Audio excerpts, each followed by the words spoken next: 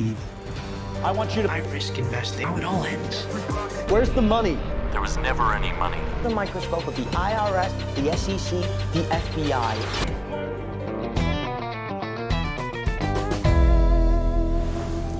Halo guys, selamat datang kembali di channel 7 Menit. Dan film kali ini akan bercerita tentang dua sahabat yang berusaha membangun bisnis investasi saham. Awalnya berjalan sangat lancar, namun lambat laun mereka mulai menghalalkan segala cara demi bisa mencari banyak investor dan mendapatkan uang. Dari awalnya menipu beberapa teman saja, lama-lama mereka berhasil menipu orang-orang kaya yang ada di Amerika. Banyak dari mereka yang percaya dan tergiur dengan iming-iming keuntungan 50%. Namun seiring berjalannya waktu, keuntungan yang dijanjikan mulai sulit dicairkan dan mereka pun saling menipu satu sama lain. Kira-kira gimana cerita lengkapnya? Langsung saja guys, pasang headsetnya, jauhi tempat ramai, dengarkan baik-baik dan ini dia ceritanya. My name is Dean Carney. I grew up with parents who were middle class. Fuck money. For kids like Joe Hunt and me, being rich is about respect. Dean Carney tinggal di Las Vegas dan terlahir dari keluarga kelas menengah. Tetapi walau begitu, orang tuanya berusaha memberikan yang terbaik untuk pendidikannya. Salah satunya dengan memasukkannya ke SMA Harvard, yaitu sekolah elit orang-orang kaya. Di sekolah tersebut, ia bertemu dengan seorang siswa bernama Johan yang masuk karena beasiswa. Walau sama-sama berasal dari keluarga menengah, mereka berdua ini punya karakter yang berbeda. Dean lebih bisa bergaul sekaligus pintar mengambil hati teman-teman anak orang kaya. Sementara Joe sebaliknya, ia lebih banyak menyendiri.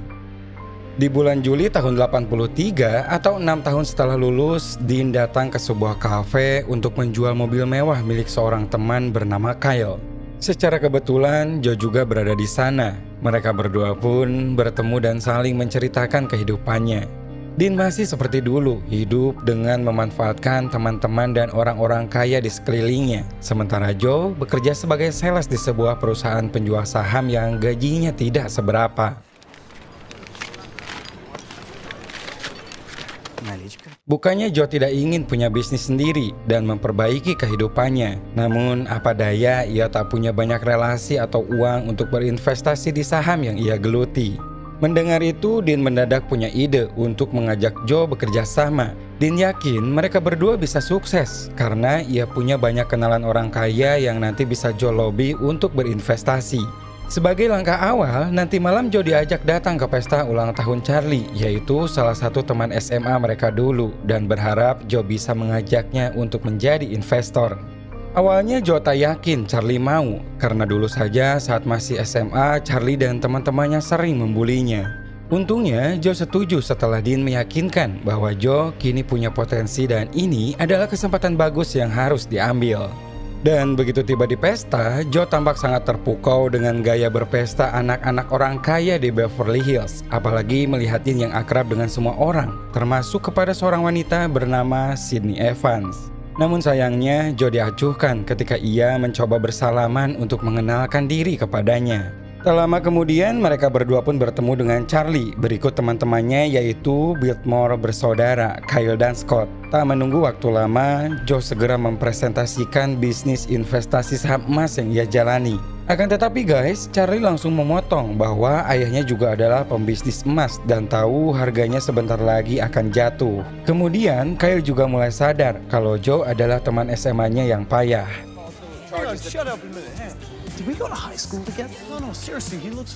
Akhirnya presentasi itu pun gagal. Joe pulang tanpa hasil dan pesimis bisa menjalankan bisnis bersama Dean. Namun sebuah majalah yang menceritakan kisah sukses Steve Jobs menginspirasinya dan Joe tanpa membuang waktu malam itu juga membuat sebuah strategi sekaligus pola pikir baru.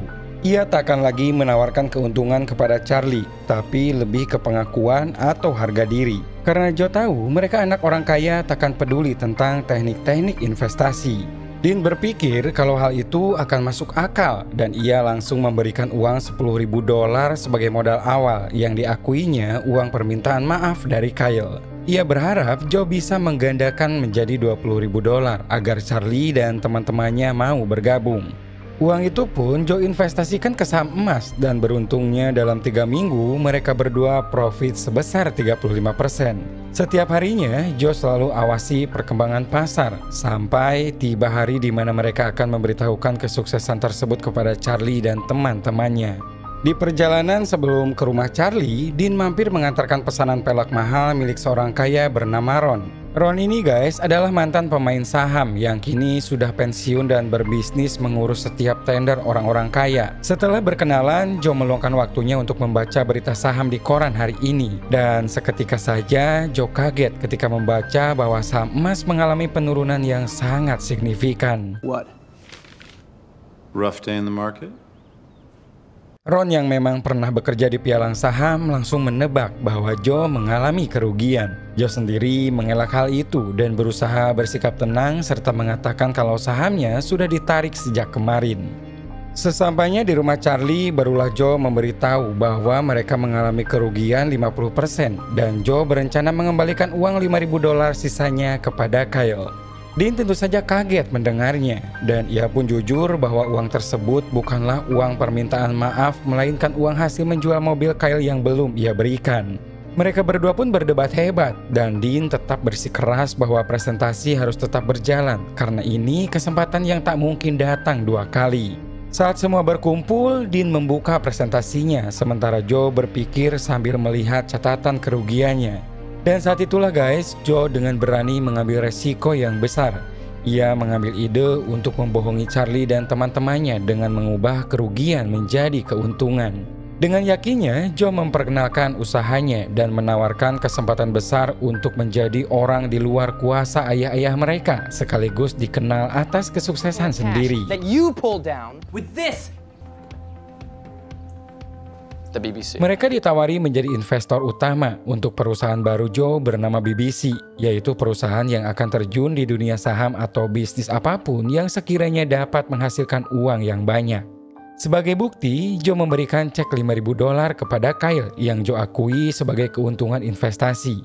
Sementara $10.000 sisanya masih tersimpan utuh dalam bentuk saham emas. Kyle sempat kaget uang penjualan mobilnya digunakan tanpa izin. Namun karena sudah tergiur dengan cek tersebut, ia akhirnya tak mempermasalahkan hal itu, bahkan mengajak Joe untuk makan bersama nanti malam. Sebelum pulang, Joe pun meminta kepada Dean bagaimanapun caranya mereka harus mau berinvestasi supaya uangnya bisa dibelikan lagi saham untuk menutupi kerugian. Ya istilahnya guys, mungkin kayak kompensasi. Malamnya mereka pergi ke Spago, yaitu restoran elit yang ada di Beverly Hills. Kali ini Dean yang banyak berbicara. Ia berusaha melobi dengan menanamkan pemikiran bahwa Joe adalah orang yang punya potensi untuk menemukan peluang keuntungan yang menghasilkan uang banyak.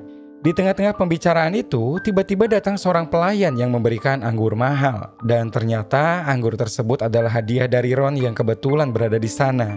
Joe segera menyapanya bersama Dean dan ternyata Ron sedang makan malam dengan seorang seniman bernama Andy Warhol. Setelah perbincangan yang singkat, Andy memberikan tanda tangannya kepada Joe di permen dan Joe pun menerimanya dengan senang hati.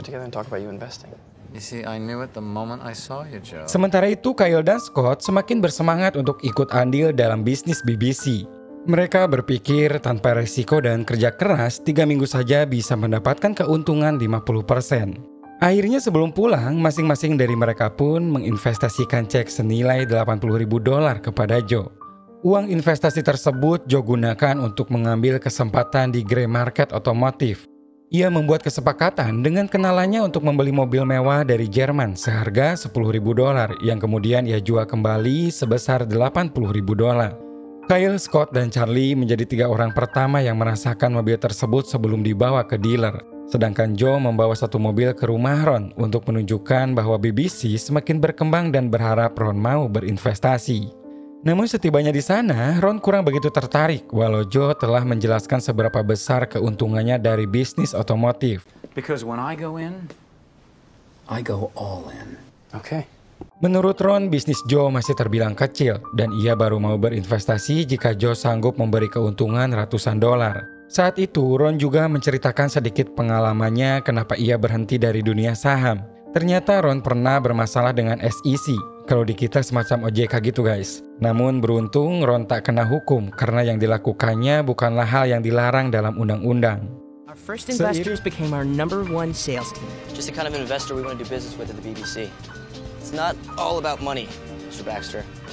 Seiring berjalannya waktu, BBC semakin berkembang karena kini Scott, Charlie, dan Kyle bergabung menjadi tim penjualan yang mengajak orang-orang baru untuk ikut investasi. Yang mereka ajak ini tentu saja bukan orang biasa. Mereka para pemain lama dalam dunia bisnis yang tak mudah untuk dibujuk. Tetapi ketika melihat keuntungan yang didapat sangat cepat, akhirnya satu persatu mulai berani berinvestasi. Amin. Sebagian uang itu digunakan untuk membangun kantor dengan mewah agar lebih meyakinkan. Ron kemudian datang untuk mengabarkan kalau kini ia akan ikut masuk di saham emas bersama BBC. Walau begitu guys, ia tetap menggunakan pialanya sendiri sehingga BBC hanya mengesahkan investasinya dan nanti jika profit maka keuntungannya akan dibagi. Saat itu juga Joe menghubungi pialang Ron bernama Frank untuk mengecek rekening BBC saat ini. Joe tidak percaya dengan apa yang didengarnya. Kemudian ia pun meloudspeaker telepon tersebut. Mereka semua kaget ketika mendengar bahwa rekening BBC totalnya mencapai angka $4 juta. Ron kemudian segera menutup teleponnya dan mewanti-wanti agar mereka berhati-hati menggunakan uang tersebut. Tak lama kemudian, salah satu investor mereka bernama Dexter mendapatkan 50% keuntungan pertamanya. Dexter yang tadinya kurang percaya investasi, akhirnya benar-benar mengakui bahwa BBC adalah tempat teraman untuk investasi. Dexter kemudian merobek cek keuntungannya dan memberikan cek baru sebesar $167.000. Uang tersebut adalah seluruh tabungan untuk masa tua dan uang kuliah untuk 4 anaknya. Uang tersebut menjadi tanggung jawab besar dan membuat Joe gelisah hampir saja mengembalikannya. Ia sedikit khawatir karena semakin besar uang yang diterima, maka keuntungan yang diberikan pun tentu saja harus besar. Lagi-lagi Dean mengingatkan bahwa jika cek itu dikembalikan, semuanya akan berakhir karena uang tersebut juga yang akan digunakan untuk membayar para investor. Ya, namanya juga investasi guys, ada untung dan rugi. Sementara Joe selalu menjanjikan keuntungan 50% setiap 3 minggu kepada semua investornya. Mau tak mau, jika saham anjlok, ya sistem Ponzi lah yang mereka gunakan. Keesokan harinya, Joe tidak sengaja bertemu dengan Sydney, yaitu wanita yang sempat mengacuhkannya saat di pesta dulu. Kali ini Joe dengan beraninya langsung berkenalan dan mengobrol. Lambat laun mereka berdua pun semakin akrab saling menceritakan kehidupannya masing-masing. Dari sanalah Sydney mengajak Joe melihat pameran seniman seniornya nanti malam. Dan tanpa pikir panjang, Joe pun mengiyakan ajakan tersebut. Tak mau penampilannya mengecewakan, Joe membeli setelan mahal dan membuat ayahnya heran dari mana Joe mendapatkan uang sebanyak itu. Joe kemudian menjelaskan bahwa bisnisnya kini sudah maju, bahkan ia berencana sebentar lagi akan membeli rumah baru. Namun sang ayah sedikit khawatir dan mengatakan bahwa tidak ada bisnis jujur yang sukses dalam sekejap. Berbeda dengan Joe yang bersemangat, Sydney sendiri dimarahi sama bosnya karena dianggap telah teledor dalam bekerja. Joe kemudian berusaha menghiburnya yang dilanjutkan mengajak Sydney untuk membetulkan masalah yang sedang dihadapinya. Malam itu pun mereka semakin dekat sampai pada akhirnya Sydney menjalin hubungan dengan Joe. Joe semakin dibuat merasa di atas awan karena beberapa hari kemudian ia dan Dean berencana menandatangani kesepakatan yang bernilai $1,4 miliar. Ia berniat melunasi $3 juta hutang perusahaan batubara bernama Cogenco dengan uang yang Ron investasikan kepada BBC. Agar terlihat sebagai orang penting, ia pun menyewa seorang pengawal pribadi bernama Tim sebelum berangkat ke Chicago menghadiri forum diskusi dengan seluruh staf perusahaan termasuk para pemegang saham Cogenco. Dan sesampainya di sana, Joe mempresentasikan mengenai BBC yang berniat menutup semua hutang Cogenco dan membuat perusahaan tersebut bangkit kembali. Right now will render you extinct, but guts right now will make you rich. Options and patents worth $250 million. Malam pertemuan itu, Joe berhasil menarik perhatian para pemegang saham, sehingga mereka pun sepakat dan sebagai gantinya Cogenco akan melakukan merger menjadi bagian dari BBC. Beberapa minggu kemudian, setelah kesepakatan dengan Cogenco berhasil, Joe pun berniat membeli sebuah rumah mewah. Dean sendiri saat itu sedikit khawatir karena sampai saat ini belum lagi ada investor yang masuk. Sedangkan minggu ini mereka harus membayar cek keuntungan kepada investor-investor lama. Joe menanggapi hal itu dengan santai. Menurutnya minggu ini juga Ron akan mentransfer profit saham emas lewat pialangnya karena minggu kemarin emas mengalami kenaikan. Tidak hanya itu saja yang membuat Joe tenang. Ia yakin sebentar lagi kesepakatan mereka dengan Kogenko akan disahkan dan akan ada uang masuk dari para pemegang saham. Akhirnya Dean pun lupa dengan kekhawatirannya karena kini ia juga ikut menikmati kenyamanan rumah mewah tersebut. Setelah deal, Sydney diajak tinggal di sana dan rumah itu digunakan juga sebagai tempat berkumpul dan merayakan Natal bersama. Semuanya tampak bahagia menikmati kemeriahan pesta yang diadakan. Namun di balik itu tidak ada orang yang tahu bahwa Joe mulai kesulitan membayar keuntungan para investor. Ternyata Ron belum juga mentransfer uang bagian BBC dan ketika didesak, Ron hanya menjawab bahwa ia sudah memerintahkan pialangnya untuk mentransfer ke rekening BBC. Di malam itu juga, Charlie, Kyle, dan Scott mereka mendesak Joe untuk segera membayar pencairan keuntungan ayah-ayah mereka. Joe segera mengalihkannya dengan memberikan saham sebesar $500,000 untuk ketiga temannya agar mereka lupa sejenak dengan tagihan tersebut. 500. Di saat yang sama, Ron juga memberikan jam tangan Rolex untuk Joe dan Dean sebagai ucapan selamat atas langkah mereka yang terus berkembang. Keduanya pun sangat senang dan mereka melanjutkan pesta Natal tersebut sampai pagi. Apapun yang dijalani dengan hal yang tidak baik, maka lambat laun akan berbalik. Dan dari sinilah awal mula Joe menuai buah yang ia tanam. Senin pagi, Joe menelpon Frank menanyakan pencairan keuntungan dari Ron. Dan Frank malah balik bertanya apakah telepon tersebut bagian dari naskah cerita atau bukan. Joe tentu saja bingung dan terbongkarlah bahwa selama ini Ron telah menipu. Uang investasi yang dikabarkan Frank saat itu hanya bagian dari sebuah narasi karena Ron mengaku kepada Frank bahwa ia adalah seorang jurnalis yang sedang membuat berita mengenai perusahaan BBC. Frank diminta untuk berpura-pura menjadi pialang sahamnya dan hal yang paling liciknya guys, liputan mengenai jumlah saham BBC tersebut Ron gunakan untuk meminjam uang kepada bank senilai $1,5 juta. Joe dan seluruh timnya benar-benar ditipu habis-habisan karena fakta lain juga terungkap Ron sebenarnya berada dalam pengawasan 3 negara bagian atas pelanggaran bank, pencurian, pemalsuan cek, dan penipuan wesel. Joe sangat marah di hadapan Sydney karena tanpa uang dari Ron, kesepakatan dengan Kogenko akan batal dan itu berarti BBC tidak punya dana lagi untuk membayar semua keuntungan investor. Padahal Joe mengungkapkan sangat mempercayai Ron dan sangat senang mendapatkan jam mahal Rolex yang menurutnya hadiah terbaik yang pernah didapatkan. Namun lagi-lagi Joe tertipu karena Sydney tahu jam Rolex asli detiknya tidak bersuara. Sydney berusaha menenangkan Joe dengan mengajaknya berlibur ke kota lain. Namun Joe menolak, bagaimanapun caranya ia harus bertanggung jawab dan berusaha membayar semua uang investor. Joe, Dean, Charlie, Kyle, dan Scott akhirnya berkumpul dan mereka mulai merencanakan pembalasan kepada Ron. Dean berpikir saatnya untuk memberi pelajaran, toh Ron sendiri adalah seorang penipu yang tak mungkin melapor kepada polisi. Charlie, Kyle, dan Scott juga mendukung, bahkan mereka satu persatu mengungkapkan cara bagaimana mereka akan menyiksa Ron sampai puas yang Joe tulis dalam sebuah kertas. Malamnya, Joe bersama tim bersiap untuk datang ke rumah Ron. Sebelum masuk, Joe mengingatkan agar tim tak sungkan menghajar Ron sampai ia benar-benar menyerahkan uangnya. Joe kemudian masuk dan mengaku kalau dirinya sedang dikejar investor. Tak lama kemudian, tim datang dan Joe segera meminta uang yang Ron pinjam dari bank atas nama BBC. Ron yang saat itu mulai panik pun mengerahkan Joe ke lantai atas untuk menulis sendiri ceknya. Barulah setelah Ron menandatangani cek tersebut, Joe langsung memerintahkan tim untuk membuka topengnya. Tim! I got him his job. Dan begitu melihat tim, Ron langsung tertawa karena ia tak menyangka telah ditodong oleh tim yang dulunya adalah seorang penjaga pintu.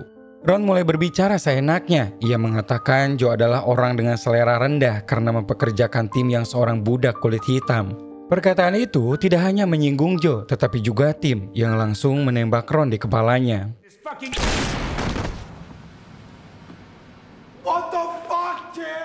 Di tengah kepanikan itu, Joe kemudian menemui Dean dan menceritakan apa yang barusan terjadi.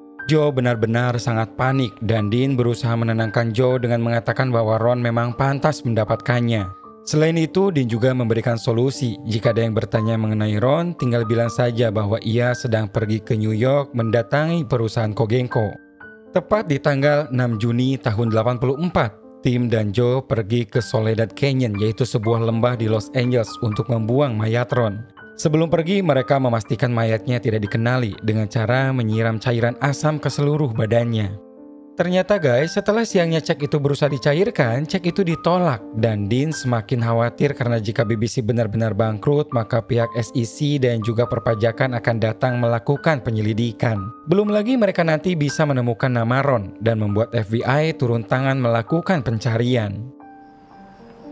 You know me better than anybody, Joe. Walau begitu, Joe dan teman-temannya masih terus berusaha mempertahankan BBC dengan cara menemui seorang kenalan Charlie bernama Izzy. Izzy berjanji akan investasi sebesar $1 juta asal Joe dan teman-temannya membantu menyelundupkan ayah Izzy ke LA. Ternyata ayah Izzy adalah seorang yang bermasalah di Iran dan rekening luar negerinya dibekukan sehingga satu-satunya cara yaitu membawanya ke LA dan nanti uang akan dicairkan melalui bantuan temannya. Pada 30 Juli tahun 84, Joe dan Dean mulai menjalankan penyelundupan dengan cara menggunakan sebuah peti besar. Namun saat semua sudah siap, ayah Izzy menolak karena ia tak mau jika harus masuk dan diam di dalam peti selama perjalanan. Whoa. Sorry. Dad! Come back. Dean mulai emosi dan berencana memaksa ayah Izzy karena kesal sudah mengeluarkan biaya besar untuk menyiapkan seluruh rencana tersebut. Beruntung, tiba-tiba ayah Izzy pingsan setelah terlalu banyak menggunakan opium. Dan tanpa pikir panjang, mereka segera memasukkannya ke dalam peti untuk segera dibawa ke LA menggunakan mobil box.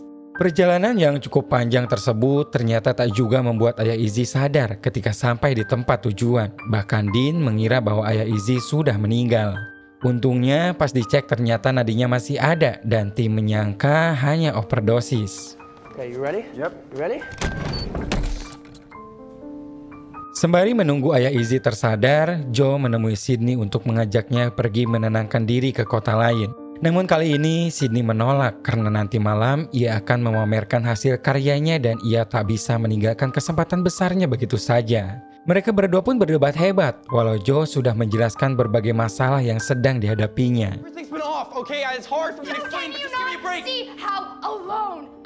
Tidak berhenti di situ saja, di kantor sudah banyak para investor yang meminta seluruh uang investasinya dikembalikan. Kyle dan Scott yang sudah tak tahan memilih mundur dari perusahaan dan pergi begitu saja. Sementara Dean, kini ia masih menjaga ayah Izzy yang tak juga kunjung sadar. Tanpa diduga, saat Dean sedang merokok, ayah Izzy tersadar dan segera melakukan serangan. Hampir saja Dean mati, beruntung Joe datang tepat waktu. Perkelahian itu baru terhenti dan Joe langsung berusaha mencari tali untuk mengikat ayah Izzy supaya tak berontak lagi. Saat itulah guys, tanpa diduga ayah Izzy berusaha mencapai telepon untuk meminta bantuan. Sehingga Dean yang saat itu ada di sana tanpa berpikir panjang langsung mencekiknya sampai mati. Dean dan Joe segera berdiskusi bagaimana memasukkan kematian ayah Izzy. Karena tekan ada yang percaya ia mati karena overdosis. Dean pun menyarankan untuk dibuang ke gurun dan memasukkan krematorinya untuk diserahkan kepada Izzy. Saat itulah Joe merasa semuanya semakin di luar kendali dan berniat untuk menyudahi serta mengakui kesalahannya. Lagi-lagi Dean menolak karena menganggap Joe telah menyia-nyiakan semua yang telah dibangun selama ini. Joe akhirnya kembali luluh dan mengikuti saran Dean. Namun setelah membuang mayat ayah Izzy, ia pun menegaskan bahwa ketika uangnya cair, ia akan mengembalikan semua uang investor dan berhenti untuk selamanya. Malam itu, Joe pulang ke rumah ayahnya dan dengan semua rasa malunya, ia meminta bantuan sang ayah untuk menjadi saksi untuk pencairan cek milik ayah Izzy. Joe tak begitu banyak bicara, ia hanya mengatakan bahwa yang dikatakan ayahnya selama ini benar dan Joe ingin segera menyudahi semuanya. Sementara itu di sisi lain, Dean yang tampak begitu kacau malah berdebat dengan Sydney. Karena dalam pengaruh narkoba, ia tak sengaja menyinggung nama Ron yang membuat Sydney curiga dan bertanya di mana Ron selama ini. Tidak hanya itu saja, tindakan bahkan semua perkataannya menjadi tidak terkontrol dan menyakiti Sydney hingga ia pun keluar dari rumah tersebut. All he ever wanted was to belong and you made him think he needed a BMW for that. 2 hari kemudian saat Joe dan Izzy berusaha mencairkan ceknya, tiba-tiba saja kepolisian datang menangkap Joe atas tuduhan pembunuhan. Joe saat itu hanya pasrah, sementara ayahnya juga tak bisa berbuat apa-apa selain mengatakan ia akan menyewa pengacara terbaik untuk membebaskannya.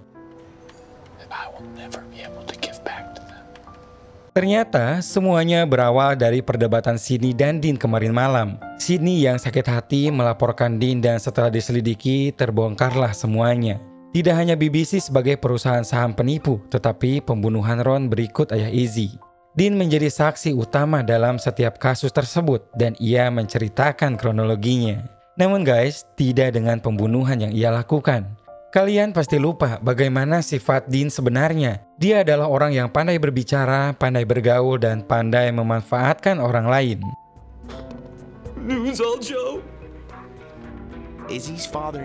Di perusahaan, ia mengaku hanya seorang pekerja biasa. Sedangkan untuk pembunuhan Ron dan juga ayah Izzy, Dean tuduhkan bahwa Joe adalah pelakunya. Ia menceritakan tentang daftar rencana balas dendam yang Joe tulis saat itu, yang padahal itu adalah ide mereka semua termasuk Dean. Dalam kasus ayah Izzy, Dean mengaku bahwa itu adalah penculikan sekaligus pemerasan. Ia menjelaskan kepada penyidik sempat berusaha menolongnya dengan memberikan lubang pada peti kayu agar ayah Izzy tidak kehabisan udara. Dean berhasil memainkan perannya dengan sangat meyakinkan, sehingga ketika dikaitkan dengan seluruh bukti yang didapat, mereka pun percaya dan menetapkan Joe lah dalang penipuan sekaligus pelaku pembunuhan. Dean akhirnya diperbolehkan pergi dan diminta untuk datang ke pengadilan menceritakan kembali dari awal. From the beginning. Okay, thanks. Sementara Joe, ia hanya bisa menatap kecewa bahwa sahabatnya sudah mengkhianatinya. Selama ini, Dean berhasil memanfaatkan Joe untuk sebuah ambisinya menjadi orang yang terpandang dan dihargai. Karena Dean punya prinsip, uang adalah tolak ukur bagaimana orang memandangnya. Di tahun 87 menjadi akhir petualangan Joe, sementara Dean menjadi saksi utama dan masuk dalam program perlindungan saksi. Joe kemudian didakwa hukuman seumur hidup atas pembunuhan Ron termasuk ayah Izzy.